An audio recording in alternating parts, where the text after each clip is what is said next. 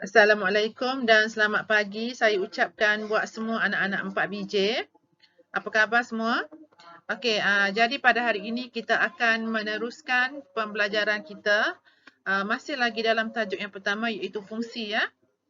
Okey, so kita sambung berkenaan dengan cara nak menentukan sama ada sesuatu graf yang diberikan itu adalah fungsi ataupun tidak. Jadi kaedah yang digunakan ialah dengan menggunakan ujian garis mencancang ya. Ujian garis mencancang. Okey. Jadi di sini merujuk kepada contoh yang pertama contoh pertama. Jadi saya akan lukiskan satu garis mencancang kat sini.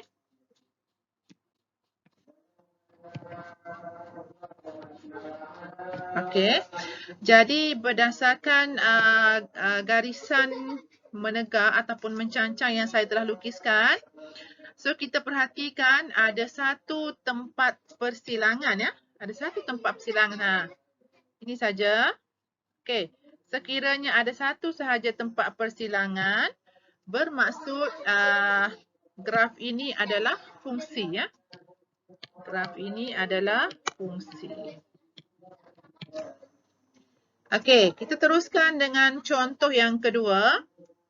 Okey, sama juga saya lukiskan satu garis mencancang ya. Satu garis mencancang macam ni.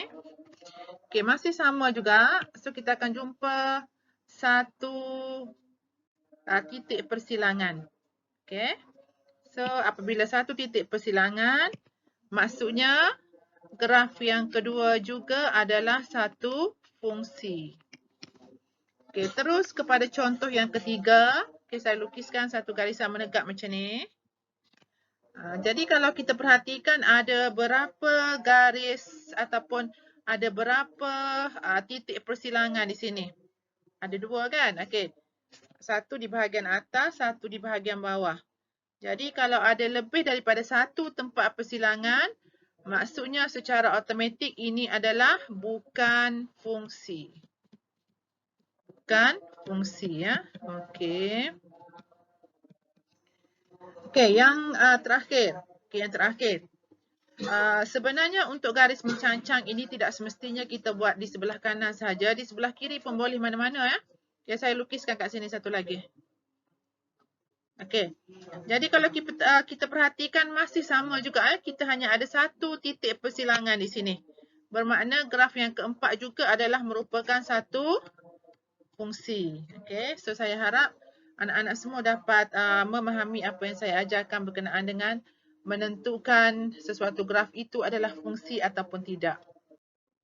Okey, seterusnya kita akan sambung lagi kepada bahagian yang kedua iaitu fungsi gubahan.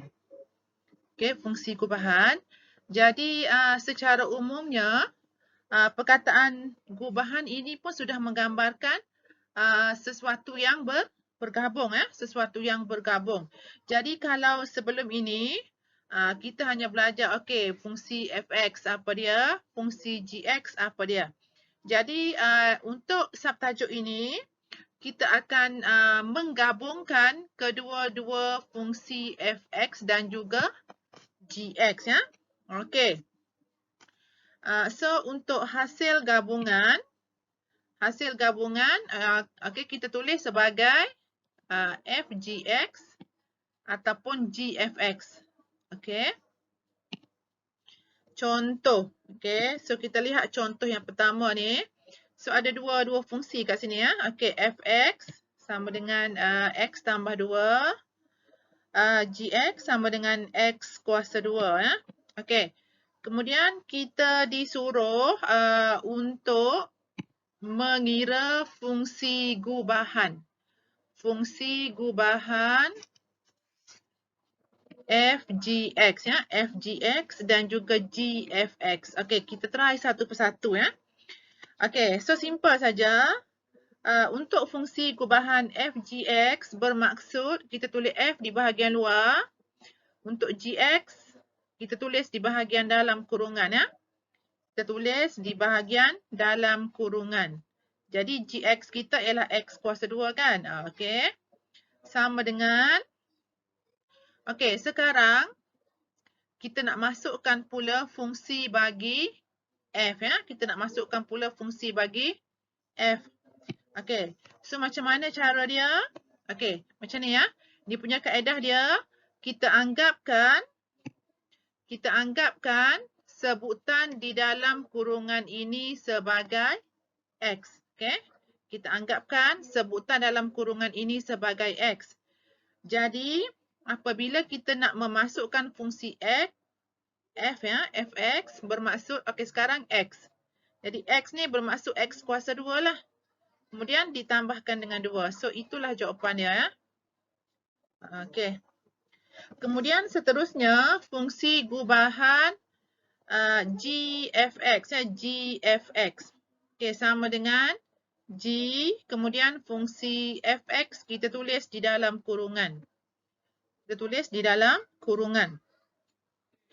Okey, kemudian sama dengan, okey, sama seperti tadi juga, kita anggapkan sebutan di dalam kurungan itu sebagai x. Jadi apabila kamu nak memasukkan fungsi g, okey, kamu perhatikan g ialah x kuasa 2. Bermaksud yang dalam kurungan tadi x, so awak tambah sahaja kuasa 2. Dan last sekali kita boleh kembangkan dia dan inilah jawapan dia.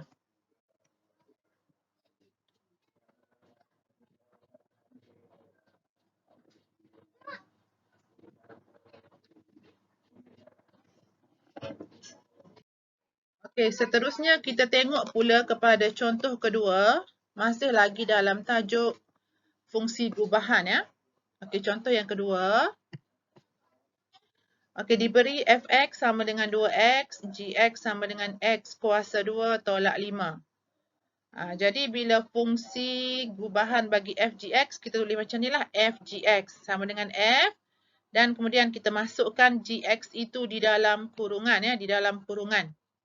Okey, seperti yang saya bagi tahu tadi, sebutan di dalam kurungan ini kita anggapkan sebagai x. Okey. Seterusnya langkah kedua, kita masukkan pula fungsi bagi f. Okey, f kalau kita perhatikan 2x kan. Jadi kita masukkan 2 di bahagian luar. Yang dalam kurungan ini kita anggapkan sebagai x lah. Kita anggapkan sebagai x. Okey. Jadi ini dia punya jawapan dia lah. Okey. Sama juga kalau kita nak mengira fungsi gubahan bagi gfx. Konsepnya sama. Bermaksud g kemudian masukkan dalam kurungan fungsi bagi f. Okey, kita punya fx kita ialah 2x. Okey, kemudian kita nak masukkan pula fungsi g. Sekarang gx kita ialah x kuasa 2 tolak 5. Okey, so yang seperti yang saya bagi tahu tadi, yang dalam kurungan itu kita anggap sebagai x lah. Jadi x kuasa 2 ditolakkan dengan 5. Jadi ini dia punya jawapan akhir dia. Okey, seterusnya contoh yang ketiga. Okey. Ini fungsi f, x, ini fungsi gx. Okey, kemudian sama macam tadi jugalah. Fungsi gubahan f gx maksudnya f. Kemudian gx kita, x kuasa 2. Kemudian kita masukkan fungsi fx. Jadi fx ialah 3. So letakkan saja 3 di luar. Okey, x kuasa 2 di dalam. So ini ialah dia punya jawapan akhir lah.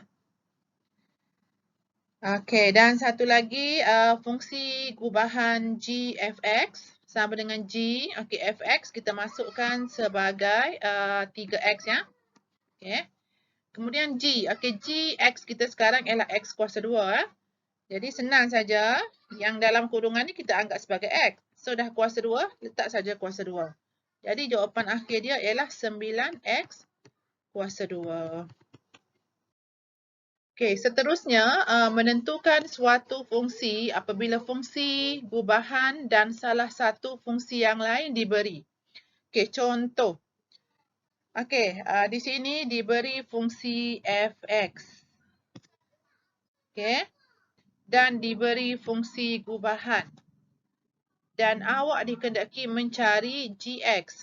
Okey, kalau di dalam slide yang sebelum ini, awak diberi fungsi fx, awak diberi fungsi gx, kemudian awak diminta mencari fungsi gubahan. Sekarang ni dia terbalikkan. Diberi salah satu fungsi dan diberi fungsi gubahan, nak cari fungsi yang lagi satu. Okay. So, dia punya kaedah dia lebih kurang sama macam tadilah. Mula-mula kita tulis dulu. Okay, fgx dia lah. Okay. Kemudian, sekarang ni, kita kena buat macam ni ya. Okay, gx ditolakkan dengan 2 sama dengan 8x tolak 7. Dengan itu, kita akan dapat gx sama dengan 8x ditolakkan dengan 5. Okay, contoh yang seterusnya. Okay, awak diberi fungsi fx ya, diberi fungsi fx, diberi fungsi gubahan gfx dan dikehendaki mencari apa itu fungsi gx. Okay, macam step tadi juga. Okay, kita tulis dulu gfx sama dengan x kuasa 2 tambah 3x tolak 5. Kemudian kita tuliskan g dan kita masukkan fungsi bagi fx dulu. Okey, fx kita ialah x tolak 2. Okey. Kemudian sekarang x tolak 2 ni ya. Okey. So kita anggapkan sebagai y. Jadi dia akan jadi gy sama dengan x kuasa 2 tambah 3x tolak 5. Okey. Kemudian daripada sini kita gantikan balik. Okey, x tu sebagai y tambah 2 lah. Okey, last sekali dapat macam ni. Oleh sebab itu gx sama dengan x kuasa 2 tambah 7x tambahkan dengan 5. Okey, seterusnya bahagian B. Bahagian B, nilai-nilai x apabila f gx sama dengan 7. Okey. Jadi daripada bahagian A tadi kita dah dapat dah jawapan bagi fungsi gubahan f gx iaitu x kuasa 2 ditolakkan dengan ni ya. Okey. Kita samakan saja mengikut persamaan yang diberi. Okey. Seterusnya kita selesaikan, kita akan dapat jawapan dia lah ya. Ni. Okey, sebagai latihan peneguhan, cikgu nak kamu cuba latihan ya. Di muka surat 11, nombor 2 dan pada muka surat 19, nombor 1, 7 dan 9.